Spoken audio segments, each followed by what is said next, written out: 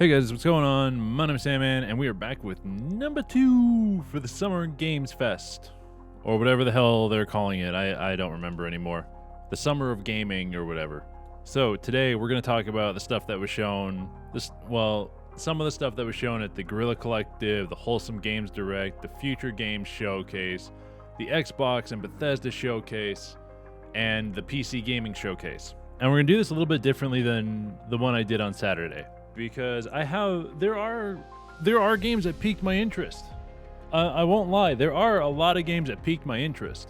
Not a lot that I really wanted to be like, oh, I want to play that. I really want to play that. I think that's super interesting. There are a few that are like that, but there are not a lot. So how we're going to start this off is basically I'm going to go with the ones that I thought were really interesting, and then we're going to rapid fire through the other ones that are kind of interesting that I don't really want to stick on, but it's going to be basically rapid fire through those. So the stuff I found the most interesting, for me it was Space Marine 2. They were talking about that at PC Games. I thought Space Marine 1 was decently good, the bit that I played of it. I might go back and do a 10-hour impressions on it, maybe a review, who knows. But yeah, I think that's going to be a really good game, and I'm looking forward to that one. The other ones that I'm looking forward to are Redfall, because I like co-op games, and we're hunting vampires in it, so I think it's interesting. Then we got Hollow Knight Silksong, because Hollow Knight is a great game. I've put a decent amount of time into that, so doing a 10-hour impression of that is probably not a good idea, but we could still do it, who knows. Then we have Flintlock, which I think looks interesting. I'm not 100% sold on it, but I do think it looks really interesting. Then we have A Plague Tale Requiem, which is a sequel to Plague Tale Innocence? Is that what it was? I don't remember what it was. And then we have a group of indies that I think looked really good. Serial Cleaners, you're cleaning up crime scenes before the cops can gather everything and stuff. Then we've got Entropy Center, which is a puzzle game using a gun that you have to generate stuff so the world doesn't get destroyed or something like that. I think it's close to that. We've got Terra Nil, which is basically going and re-terraforming a dead planet. So you're dropping in machines to go and like make grass and hydrate the area and stuff and build it back up. And it looks interesting. I think it's in early access because I've seen somebody else play it. I don't quite remember. Then there's River Tales, which is a co-op game where like one person plays a fish and the other plays a cat, and it's like a co-op adventure game. You can play it single player, but I think it'll be more fun with multiplayer. And it would be fun to go maybe like convince somebody that's a friend to get it and play it, but I don't really have those, I guess. So yeah. Then we have Ugly, which is it's kind of like Hollow Knight combined with Braid, where you can make basically a line and there's a duplicate doing the same motion as you on the other side of the line, and you can switch back and forth, and it looks like a really interesting concept. And that's about it for the ones that I found like truly interesting. There's other ones here that they look good and I might try them out, because I think some of them are going to be on Game Pass and other ones we'll have a demo for. And we're just going to fly through these. So from the Guerilla Collective, we have Industria, Slope Chasers, 9 Years of Shadow, Greedventory, Monster Outbreak, The Cub. I put on here Shishingo, which is like learning Japanese through memorization and stuff. That looks really good. That looks interesting. And it helps with memory and learning a new language, which would be kind of awesome. Then for Wholesome, we have Railbound, Lost Twins 2, Shipbreaker, and The Wandering Village, which all are kind of cutesy games, but I think they'd be good, except for Shipbreaker. That's not really cutesy. Then for the Future Games Showcase, we had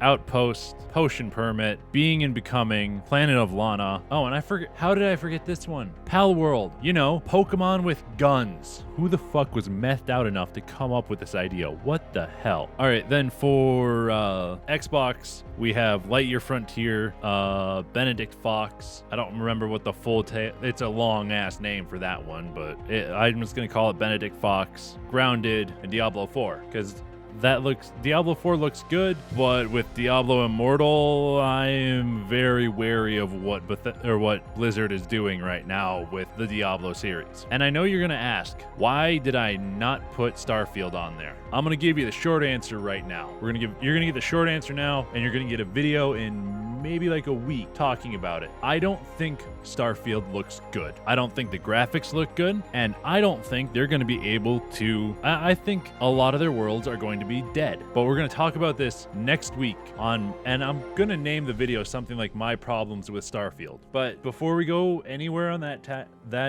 tangent, let's talk about PC Gaming Showcase. What I found interesting from there was Tactical Breach Wizards. I thought it looked funny and it looked kind of fun, like an XCOM-ish thing. Endless Dungeon, Altars, Potioncraft, Northgard expansion, War Tales co-op update, and Deliver Us Mars. All those games I just kind of rapid fired off. I think they look interesting, but I don't know if I'll buy them. The ones I listed off right away, I'm very highly considering buying.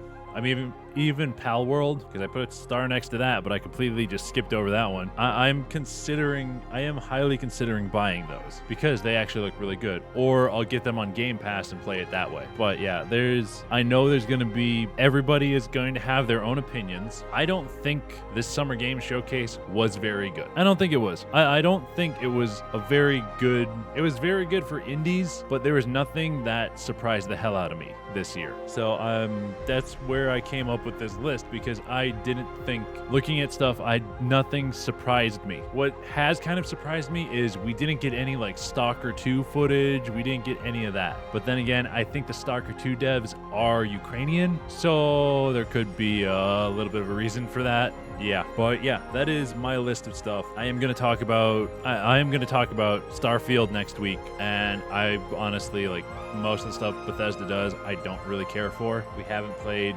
ESO in a long fucking time. We haven't played Fallout 76 in a long fucking time. So it's one of those, I don't really care for their stuff, especially since they won't either go to Unreal 5 or super update their creation engine. But yeah, I'm done. I'm not gonna get into it. Just let me know what you guys think of the whole Summer Game Fest. What you think of my list of games that I'm looking forward to or that I found interesting, and let me know yours. If there's any you think I should add onto there, any that you think looked really interesting. I'm gonna tell you right now, I did not watch any of the dev interviews because I only wanted to see the trailers to make my own opinions. So yeah, and that's kind of where the Space Marine 2 thing came through. I saw they were talking about it. I clicked through it, but I knew they were talking about it, so that's why I threw it on the list. So yeah, that's all you got, guys. I'm out. Peace.